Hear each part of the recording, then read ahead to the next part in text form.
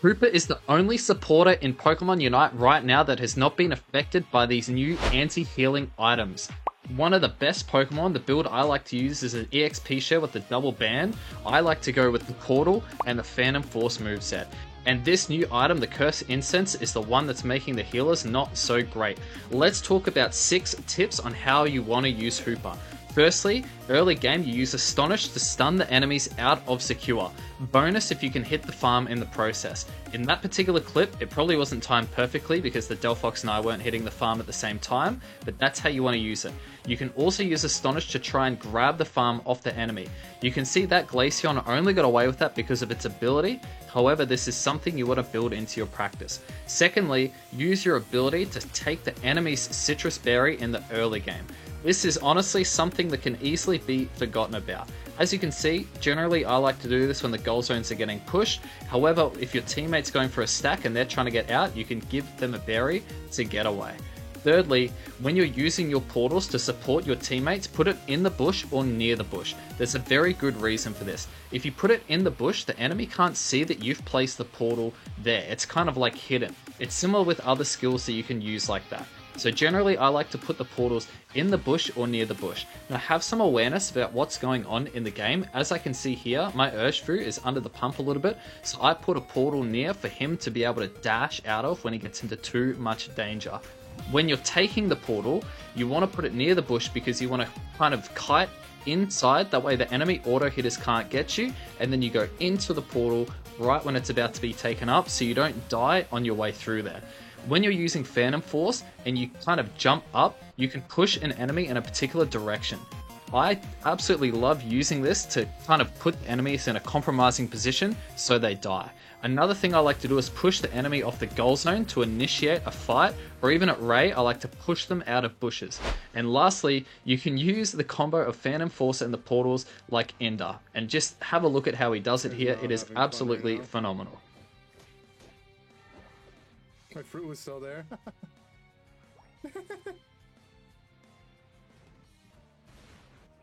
He ulted over there? I'm going back, dude. Bye. Alright. The chain is over. Oh, what was that, like 4 minutes in their jungle? Okay, so firstly, let's talk about playing the early game with Hooper when your team is not doing so well. And this can happen for a variety of reasons. One of them being that your jungler might commit to a fight and your team wasn't ready, or they're kind of just throwing. That might happen in some solo queue games. That's the nature of playing with some random people. So what I like to do is I like to make sure that we're securing our farm, and I'm trying to stun the enemy out of potential secures with that Astonish. As you can see here, the enemy jungler is down. They're a Mega Mewtwo, and there's no point for the Delphox and I to go anywhere near this goal zone. We're not going to be able to stop the score, and if anything, we're going to die and give them more experience and more score to put into our goal zone. So we're just giving them more experience. What our Delphox is doing here is he's noticed that our jungle is really not playing too well, and he hasn't kind of got his rotations under control, so he's just going, yep, I'm going to walk into the jungle and take that farm off of him, so the farm's not sitting there for too long. When you're behind, time is of the essence, and you do not want your farm sitting around for very long, mainly because enemy can take it if you keep it sitting there, but the quicker you can take that farm, the quicker it respawns, so you can take that farm again to try and catch up to the enemy. Now, what I like to do is I like to just scout where the enemy might be. I can see there's no one in my team going to the middle B, so there's actually no one on the enemy team, which I thought there would be. So what I'm doing at this point is I notice my Delphox is about to clear this last buff. I just quickly mow that down because I've got that experience share to help him get that farm quicker, and I can get that passive farm from there. What I can do as Hooper is I can stand in front of my team, and I can safely get away with the portal and the eject button, and soon when I'm hitting level 6, I can use Phantom Force. As you can see here, our Mewtwo, who is our initial jungler, doesn't really have a great understanding of the game, and probably doesn't know what the portals of Hooper do. However, one thing you can do really well is if you've got the map awareness, you can help defend both lanes at once, so long as your positioning is near the goal zones. And this is something you'll notice I do with Hooper, is I like to stay within a fairly decent range of the goal zones. That way I'm able to help defend the top and the bottom lane at once. Just be careful though, there's a thing called portal sickness. You can't just go in and out of the portals, non-stop. There's a little bit of a cooldown in which you can go in and out of the portals. So as you can see, our team got a lot of value by having the awareness to go up into the top lane when the enemy was overcommitted, and then I put a portal there for my Urshifu to get away, and also the Delphox manages to jump in there as well. So the portal in a safe spot, that way when they come out, they're also in the bush. Now what I like to do here is make sure that I'm in the bottom lane by the time that first objective comes. Unfortunately, our bottom tier got completely broken, which is, honestly, it is a little bit unfortunate, but we're just playing for how we can right now, which is, where's the experience? Our team is quite behind, and we've got to figure out what's the best angle for us to be able to win here. Unfortunately, my Urshifu has just overcommitted there, and there's really not a whole lot I can do to support him, but in these particular games, when things are not going to plan, you've got to know when to leave a goal zone behind. Right here, we can see that there's absolutely no point us defending this goal zone. The only thing that's going to happen is the enemy's going to be able to kill us, and they're going to get extra experience, and it's less time for us to be on the map farming some of that catch-up. So that's what we want to do there. Generally, when the enemy puts a Regieleki in, they get overconfident and they try and overpush. This is a big mistake I see teams make. What you don't want to do is do that, because it allows the enemy to get some catch-up experience. So when you're playing Hooper, make sure you want to hit your level 9 by that second objective. Even if you are behind, you've got that experience share, which is why it's so important to run an experience share, because if I didn't have this item on, I'll be very, very behind in levels, and there's a good chance that I would not have my Unite move up for that second objective. Probably, it's not a strict rule, but it's a good rule to go by, which is make sure that you have your Unite move by the second Regi. Otherwise, you're risking, as you can see here, we're not scoring properly, right? No one can do simple math here, and me included, right?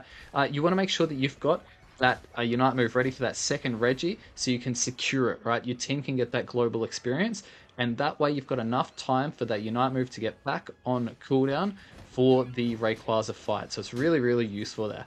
As you can see, that time is coming up, so I transitioned myself down to the bottom lane. Now, the exciting thing with Hooper is that you can play competitively. Here, you can be in sync with your team and tell them to go farm or go push, and you can just portal them down, so you're optimizing your time on the map. What I'm doing here is I'm just kind of looking to push their team out to try and initiate a fight, which has worked pretty well. The Mewtwo, we've poked him off the base, and we're able to get a kill there. Our Delphox follows up with the Unite moves. There's a lot of anti-healing on their pad, and my main focus here is let's score and let's quickly rip this objective. So that's how you want to play if you are losing early with your Hooper. This is probably more of a traditional game with Hooper. You can take it to the top or the bottom lane, but you've got to make sure that you're using that experience share. Now remember, Astonish, you want to use that to stun the enemy out of getting some secure, and you also want to use it to try and poke any farm away from the enemy if it's contentious, right? The thing that Astonish does well is it stuns. Okay, so I like to keep it on cooldown because it's a really useful skill, because securing that farm is, honest guys, securing farm early game to get that lead over the enemy is really, really important. Now I've just scouted this bush, so it's not really a flip, right? And as you can see, I've used that Astonish right when the farm gets low, so my Mewtwo's able to get the secure. That's pretty much what we're going for. Now I used that Citrus to help my Mewtwo. Unfortunately, he realized it a little bit late, but thankfully our jungler came up and he did a really, really good job. Again, our Mewtwo's maybe not too aware of how the portals work in this game, but our Zacian's done a phenomenal job. He's come up, he's ganked, he's got a lot of points in, and me getting those 22 points in, that's a big, big misplay from the Umbreon. Okay, me getting that big score in, and same as the Zacian, it's not necessarily the score that you're worried about, it's more the experience that you're letting the other team get in. Okay, as you can see there, I've gone for the Astonish to stun the enemy out and get the secure. Yes, sometimes you do get a bit lucky with it, but again, right there, I go in with that Astonish, you can get that range secure, and you can stun the enemies away, which is really, really useful. Now you can see at this 8-minute mark, I am hoping to get through to the middle. The Zacian is there nice and early. He's clearly a very experienced player who knows what he's doing. His rotations are on point. I quickly rotate up to this top lane here because I can see there's 3 people pushing. Because there's a Comfey attached to one of them, right? So they've got the majority of their team in the top lane, and they've also got a Decidueye who's coming up. I'm trying my best to support our Zacian here, but unfortunately, Well, actually, fortunately, we got him in the portal, which is really good. And he's got the awareness not to go back there because he realizes that his buffs are going to be up really shortly. So he takes his Baltoys in the mid, and then he looks to take his buffs, which is really, really smart play. As you can see there, I've used that Ender trick with the Phantom Force and the Hyperspace Hole to make sure I'm putting some pressure on the enemy, and then I'm able to get away. Now, instead of going back there, I run down to the bottom lane and then portal up. I could have just ran straight to the top lane, but I wanted to put some presence on the enemy to let them know that, hey, there could be a lot more enemies coming up.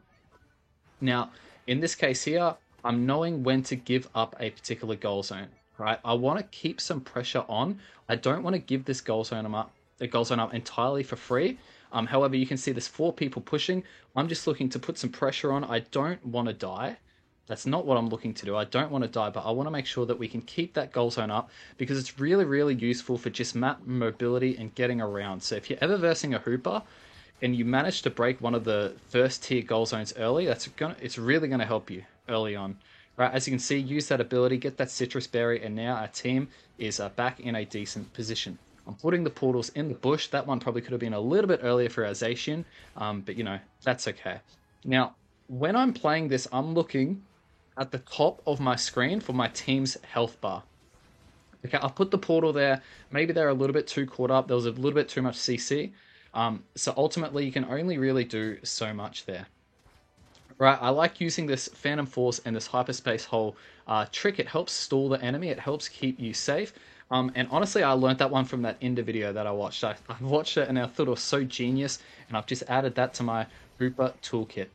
Now, as we can see here, I'm making sure that I'm putting some portals behind to help my team get away. We're getting a lot of pressure from the enemy here, but we're looking to keep this goal zone alive. Even though they've still got 2 bottom, they've got their defenders up, they've got so much push, they've got so much stun. But as Zacian comes up, we're able to get the better of the enemy there. I looked to put my 30 in, but unfortunately the Mewtwo put in 9, and I wanted to make sure our team got a better overcap. So do your mathematics and you can do good things. Now, what I'm looking to do here is I take the portal down, and here it is, second objective, and I rip that Unite move to make sure that our team absolutely secures this Regirock.